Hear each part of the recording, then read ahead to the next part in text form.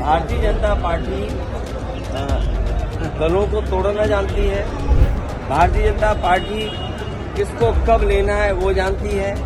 Bharatiya Janata party ये भी जानती है कि कैसे बेईमानी करनी है। चंडीगढ़ में देखा आपने किस तरह बेईमानी हुई है। नमस्कार, 4 PM में आप सभी का स्वागत है। भारतीय जनता पार्टी लोकसभा चुनाव से पहले संविधान को और लोकतंत्र को कुचलने का काम कर रही है, ऐसा कहना है विपक्ष का। जोड़ तोड़ की राजनीति कोई बीजेपी से सीखे, वो पार्टियों और नेताओं को तोड़ने में माहिर है। जब कोई नहीं टूटता तो ईडी सीबीआई उसके पास पहुंच जाती है। जो डर गया वो बीजेपी के साथ गया, जो नहीं डरा वो जेल गया। बीजेपी जिस तरह से जोड़ तोड़ की राजनीति कर रही है, वो सरकार बनाने के लिए ऐसे हथकंडे अपनाती है। संविधान की अवहेलना शायद बीजेपी से ज्यादा कोई नहीं करता हो। नीतीश कुमार को तोड़ने और हेमंत सोरेन को जेल भेजने के बाद अब बीजेपी की नजरें हैं आरएलडी प्रमुख जयंत चौधरी पर। भारतीय जनता पार्टी ने अपना प्लान तैयार कर लिया है कि किसी तरह वो जयंत चौधरी को एनडीए में शामिल करा ले, लेकिन उसके लिए इतना आसान नहीं होने वाला है। वो जयंत चौधरी है, कोई नीतीश कुमार नहीं है। जी हाँ, अखिलेश यादव से जब मीडिया ने जयंत चौधरी को लेकर सवाल किया कि क्या जयंत चौधरी एनडीए में जा रहे हैं, इस पर आपका क्या कहना है, तो अखिलेश यादव ने कहा कि बीजेपी दलों को तोड़ना और खरीदना जानती है। किसको कब अपने पाले में लेना है, कब किसके पास ईडी आईटी भेजना है, ये सब उनको पता है। बीजेपी बेईमानी करना भी जानती है। चंडीगढ़ में आपने देखा किस तरह से बेईमानी हुई है। भारतीय जनता पार्टी यह भी जानती है कि कब किसको खरीदना है।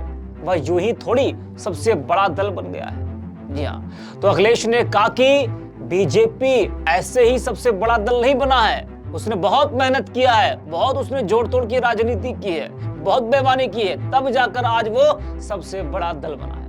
उन्होंने कहा कि भाजपा जानते कि कब किसको कैसे क्या करना है, किसके पास ईडी भेजना है, किसके पास सीबीआई भेजनी है, कब कहां आयकर का छापा डलवाना है और किस पत्रकार का कब मुंह बंद करवाना है। ये सब बीजेपी को बखूबी आता है। तो अखिलेश यादव ने यह बयान दिया जब वो प्रधानमंत्री नरेंद्र मोदी के संसदीय क्षेत्र वाराणसी में थे। वहां पर उन्होंने ये बयान दिया जयंत चौधरी के मुद्दे को लेकर। जिस तरीके से जो इस वक्त चर्चा चल रही है जयंत चौधरी को लेकर, जब उनसे मीडिया ने सवाल किया तो उस वक्त उन्होंने ये बयान दिया। क्या कुछ कहा अखिलेश यादव ने, आपको सुनाते हैं।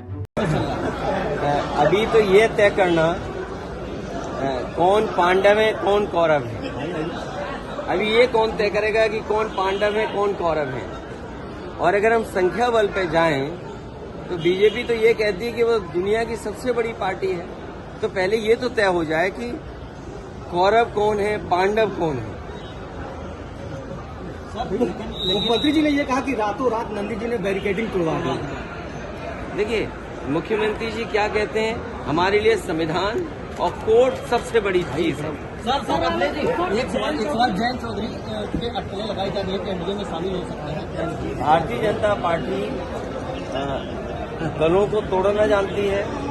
भारतीय जनता पार्टी किसको कब लेना है वो जानती है। भारतीय जनता पार्टी ये भी जानती है कि कैसे बेईमानी करनी है। चंडीगढ़ में देखा आपने किस तरह बेईमानी हुई है। भारतीय जनता पार्टी ये भी जानती है कि कब किसको खरीदना है। भारतीय जनता पार्टी यूं ही थोड़ी सबसे बड़े दल बन गया है। वो जानते ना कि कब किसको कैसे क्या करना है, किसके पास ईडी भेजना है, किसके पास सीबीआई भेजनी है, किसके पास आईटी इनकम टैक्स का छापा मारना है और किस पत्रकार का कब मुंह बंद करना है, किस चैनल को क्या बजट देना है। अगर बजट नहीं दिया तो कंट्रोल कैसे आएगा। तो सवाल जीरो टॉलरेंस कानून व्यवस्था का नहीं है, सवाल है न्यूज कंट्रोल के बाद भी घटनाएं हो रही हैं, अपराध बढ़ रहा है, भ्रष्टाचार बढ़ रहा है। इसका जवाब सरकार के पास है क्या।